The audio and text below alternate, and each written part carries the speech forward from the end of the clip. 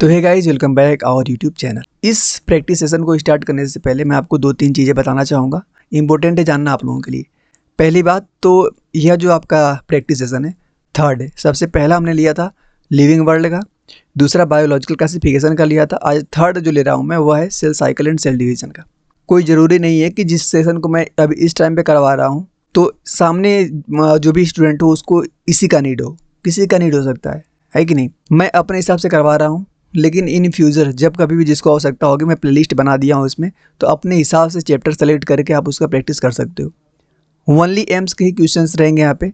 और सबको पता है कि आज से पहले एम्स लेवल क्वेश्चन हम प्रैक्टिस नहीं करते थे, क्योंकि पेपर एकदम एनसीईआरटी बेस्ड पूरा आता था। अभी भी एनसीईआरटी बेस्ड ही आएगा, लेकिन कहीं ना कहीं मन में थोड़ा सा शंका है कि भाई पेपर लेवल इधर उधर जा सकता है, तो हम मतलब अपने ओर से प्रैक्टिस करेंगे, अपने ओर से हम हार नहीं मानेंगे।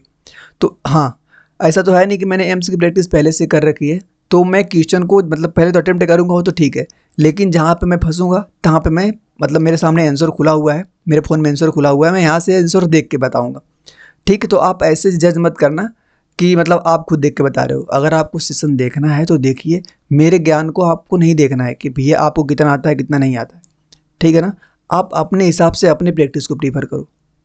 तो चलिए स्टार्ट करते हैं, ठीक है ना। सबसे पहला हमारा जो क्वेश्चन है, पूछ रहे हैं correct sequence in the cell cycle. ये तो इजी है, कब पूछा था? 1999 में पूछा है question. Correct sequence cell cycle का क्या होता है?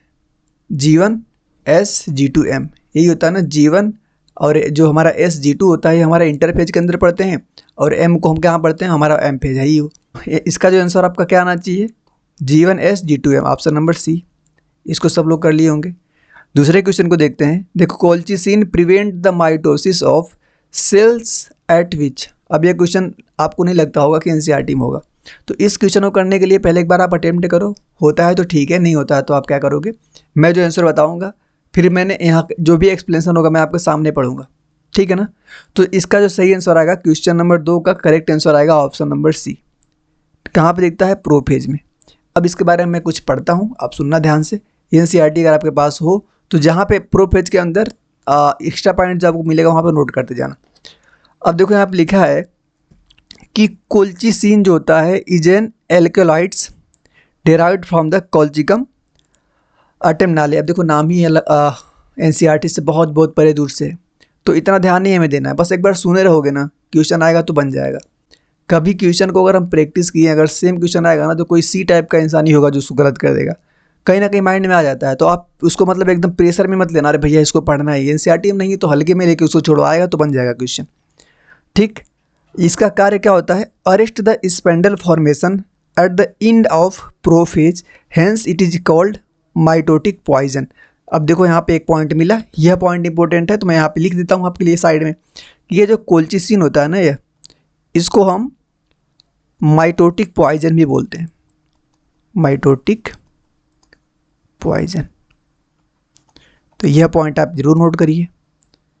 थर्ड क्वेश्चन को देखते हैं कि spindle fibre of mitosis cells are made up of. Spindle fibres of mitosis किसके मेड अप, मतलब भले ही एनसीईआरटी में नहीं दिया है लेकिन इसका जिक्र हर टीचर करता है। जब जहाँ कभी से भी पढ़ेंगे ना, जिक्र एक बार जरूर करेगा। किससे बनी होती है जल्दी बताओ? वो बनी होती है आपकी ट्यूबिलिन प्रोटीन से। तो ऑप्शन नंबर 3 का क्या आ जाएगा? Option number first. ठीक ना, इस क्वेश्चन को आउट ऑफ एनसीईआरटी भले ही है लेकिन हर कोई टीचर पढ़ाता है इसको। अब बात करते हैं हम क्वेश्चन नंबर 4 की। When synapsis is complete all along the chromosomes the cell is said have the enter the stage. देखो बढ़िया क्वेश्चन है, एनसीईआरटी का एक क्वेश्चन है ये वाला। कब पूछा है? एम्स 2005 में पूछा है। तो क्वेश्चन नंबर 4 का आप आंसर पहले आप लगाओ, फिर मैं बताता हूँ, ठीक है ना। 4 का आपका जो आंसर दिए हैं वो दिए हैं ऑप्शन नंबर बी। बी क्या है? पैकिटिन। अब देखो एनसीईआरटी में पैकिटिन जाकर जल्दी से पढ़ो। पता है ये वाला सेशन आपके लिए बेस्ट कब होगा? जब आप एनसीईआरटी खोल के आप इसको करोगे, क्योंकि जो आ रहा है जल्दी से टिक मारोगे, हाँ भैया हो गया, लेकिन जो नहीं आ रहा है ना उस पॉइंट को तुरंत एनसीईआरटी में आप मार्क करोगे। अगर एनसीईआरटी में नहीं गिवन है तो एनसीईआरटी में जगह होती है लिखने के लिए, तो वहाँ पे आप उसको लिखोगे, ठीक है ना। बात करते हैं question number next. Which one of the following process proceeds reformation of nuclear envelope during M phase of the cell cycle. लिखे हैं कि decondensation from the chromosome and reassembly of the nuclear lamina, transcriptions from chromosome and reassembly of the nuclear lamina. C दिए हैं formation of the contractile ring and the formation of the, देखो word NCERT से बाहर जा रहे हैं सारे। Formation of the contractile ring, अब ये कहाँ पे लिखा है, इसके बारे में कहाँ पे लिखा है, नहीं लिखा है ना। अब यह फ्रेगमोप्लास्ट के बारे में भी नहीं लिखा है। तो यह क्वेश्चन अगर आपसे बन जाता है तो मैं मानूंगा कि बहुत बेहतर पढ़ाई आपकी है, या तो इस क्वेश्चन को आप कर चुके हैं अटेम्प्ट। नहीं बनता है तो घबराना नहीं है, आंसर बता रहा हूँ, नोट कर लो। तो क्वेश्चन नंबर 5 का जो सही जवाब आएगा वो आएगा ऑप्शन नंबर ए। अब नहीं भूलना चाहिए, अब अगर कहीं गलती से भी कहीं मॉक टेस्ट में, कहीं किसी टेस्ट में आता है तो अब गलत नहीं होना चाहिए, ठीक है ना। Decondensations from chromosome and the reassembly of the nuclear lamina. बात करते हैं question number 6। During which stage, prophase first sub stage of meiosis do you expect to find the bivalent and DNA replication respectively. DNA का replication, bivalent और DNA का replication. Bivalent तो आपका बनता है कहाँ पे, जाइगोटीन, लेप्टोटीन जाइगोटीन में, और रिप्लिकेशन कहाँ पे होगा हमारा, इंटरफेज में। तो जाइगोटीन और एस, हाँ मतलब हाँ जाइगोटीन और एस फेज। तो मुझे कक्षा का ऑप्शन नंबर डी लग रहा है, तो बिल्कुल मुझे जो लगेगा भाई वो सही लगेगा, जो अच्छे से लग जाएगा वो सही लगेगा। तो इसका आ जाएगा ऑप्शन नंबर 6 का डी। अब बात करते हैं क्वेश्चन नंबर 7 की, ठीक। 7 को देखिए, many cells functions properly and divided mitotically even through they do not have. Many cells function properly, बहुत से ऐसी जो काम अच्छे से करती हैं। अच्छा, पहला देखो दिए हैं plasma membrane, cytoskeleton, mitochondria, plastid. क्या आंसर आना चाहिए भाई, 2011 क्वेश्चन है, थोड़ा सा बेहतर लग रहा है। तो 7 का सही जवाब आपका आएगा भैया, एक बार बता दो, जल्दी बताओ। ऑप्शन नंबर डी, प्लास्टिड की बात करें। थोड़ा सा इसको पढ़ता हूँ मैं, इसका एक्सप्लेनेशन को पढ़ता हूँ, आप सुनना। Many cells functions properly and divide mitotically even the absence of plastid. अच्छा, यहाँ पे देखो प्लास्टिड जो होता है, प्लास्टिड जो होता है वो कहाँ पे, एनिमल का सॉरी प्लांट का कैरेक्टर है, ठीक, प्लांट का। और हम जो पढ़ते हैं सेल साइकिल ज़्यादातर कहाँ पे पढ़ते हैं, ज़्यादातर हम पढ़ते हैं कहाँ पे, एनिमल्स के अंदर, ठीक है ना, एनिमल के अंदर। तो वहाँ पे हमारा क्या होता है, यह हमको इसमें से प्लांट और एनिमल को देख के आंसर को लगाना था, ठीक है ना। हमारे अंदर क्या होता है ना, सेंट्रियोल्स बनते हैं, ठीक, जो कि दोनों अपोजिट पोल पे जाके स्पिंडल फाइबर का निर्माण करते हैं, जिसकी वजह से एनिमल के अंदर सिमेट्री बनती है। प्लांट के अंदर ये नहीं पाए जाते हैं। तो प्लांट के अंदर जो डिवीजन होता है ना वो अनसिमेट्रिकल होता है, क्वेश्चन ये है, ठीक है ना। हाँ, तो इसलिए प्लांट खोजो, क्या इन्होंने बोला है कि mitotically even through they have not, even through they have not. तो इसलिए इसका आंसर क्या आएगा, ऑप्शन नंबर डी, ठीक है। बात करते हैं क्वेश्चन नंबर 8 की।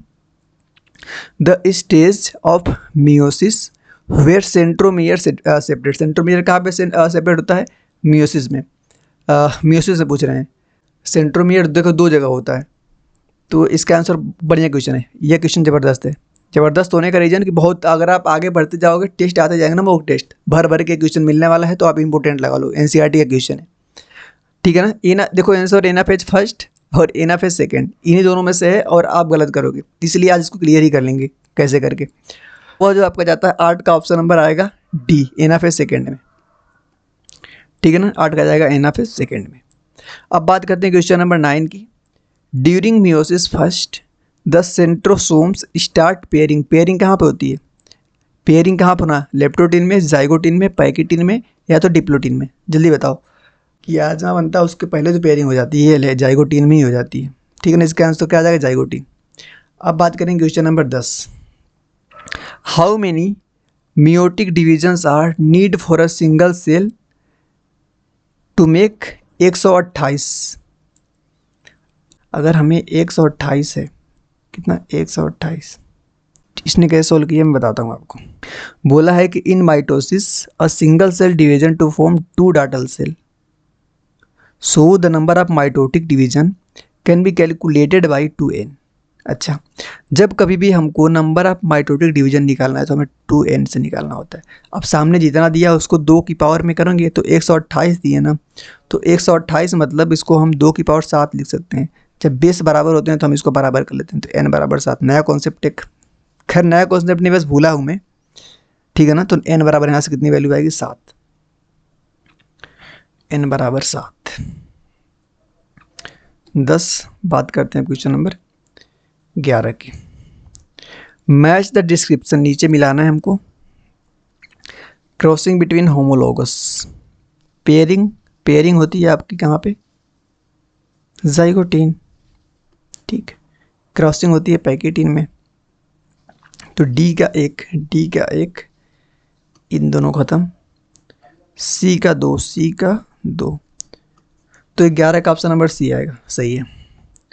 अब आते हैं असर्शन रीजन टाइप क्वेश्चन में, आराम से हो जाएगा। पहले एक बार पढ़ लो डायरेक्शन क्वेश्चन नंबर 12, ठीक है ना। सबसे पहले हमारे सामने ऐसे आंसर दिए हुए हैं, दोनों असर्शन भी करेक्ट है, रीजन भी करेक्ट है और करेक्ट एक्सप्लेनेशन भी कर रहा है। If the assertion reason correct है, एक्सप्लेनेशन नहीं कर रहा है। थर्ड ऑप्शन है if assertion correct but reason is incorrect. D दिए हैं बोथ असर्शन रीजन इनकरेक्ट है। ई दिया है इफ असर्शन इनकरेक्ट है, रीजन करेक्ट है। पहला क्वेश्चन हमको यहाँ से आया है, meiosis result in production of haploid cell. Meiosis result of production of haploid cell, सही लग रहा है। Reason synapse occur during the leptotene, synapse जो होते हैं synapse occur during the leptotene में ही जाइगोटीन बनते हैं। तो रीजन तो हमारा गलत हो गया, असर्शन सही लग रहा है। तो असर्शन करेक्ट, रीजन गलत। मुझे तो लग रहा है इसका 12 का ऑप्शन नंबर सी आएगा क्या, 12 का ऑप्शन नंबर सी बिल्कुल करेक्ट है, ठीक है ना। 12 का क्या आएगा, 12 का ऑप्शन नंबर सी आएगा। अब बात करते हैं क्वेश्चन नंबर 13 कि असर्शन बोल रहे हैं कि मियोसिस सेकेंड जो होता है इक्वल होता है किसके, होमोटिपिक डिवीजन के, होमोटिपिक डिवीजन। अच्छा, इक्वेशनल मियोसिस 2 जो होता है माइटोसिस के, ये तो सही लग रहा है। Meiosis 2 produce same number of chromosome in cell, same number of chromosome in cell. Meiosis second जो होता है प्रोड्यूस करता है same number of chromosome in same में। तो 13 का आपका क्या लगा, दोनों सही लग रहा है, एक्सप्लेन भी कर रहा है, तो इसका आ जाएगा option number A. Question number 14 की बात करते हैं, इंटरफेज को हम रेस्टिंग स्टेज बोलते हैं, सही लग रहा है। रीजन इंटरफेज सेल नहीं, मेटाबॉलिकली इनएक्टिव होता है इसलिए थोड़ी बोलते हैं, ये भी क्वेश्चन इसलिए थोड़ी बोलते हैं इसको। उसके कंपेरिजन में जो होता है ना बहुत ज़्यादा इसमें ड्यूरेशन मिलता है, 95% होता है, तो उससे कंपेरिजन में इसको रेस्ट नहीं बोलते। ये रीजन गलत हो गया, असर्शन करेक्ट है। रीजन गलत, असर्शन करेक्ट, ऑप्शन नंबर इसका भी सी ही आना चाहिए, ठीक ना। 14 का ऑप्शन नंबर सी बिल्कुल करेक्ट है। बात करते हैं question number 15, during zygotene chromosomes show bivalent stage, zygotene में bivalent is half number of chromosome, नहीं। तो 15 का क्या आना चाहिए, 15 का देखते हैं, 15 का ऑप्शन नंबर बी, दोनों करेक्ट लेकिन एक्सप्लेन नहीं कर रहा है। चलो इसका बी आएगा, दोनों स्टेटमेंट ये भी करेक्ट है ये भी करेक्ट, लेकिन ये इसको एक्सप्लेन नहीं कर रहा है। 16, the stage between two mitotic divisions is called interkinesis, between the two mitotic interkinesis is generally short lived. पुरानी एनसीईआरटी से पेज नंबर 169 पे लिखे हैं कि the stage between the two mitotic division is called interkinesis and generally short lived. तो 16 का दोनों बहुत स्टेटमेंट करेक्ट हैं लेकिन रीजन इसका नहीं है, तो इसका आ जाएगा ऑप्शन नंबर बी। 17 की बात करते हैं, diplotene is characterised by the presence of कियाज्मेटा।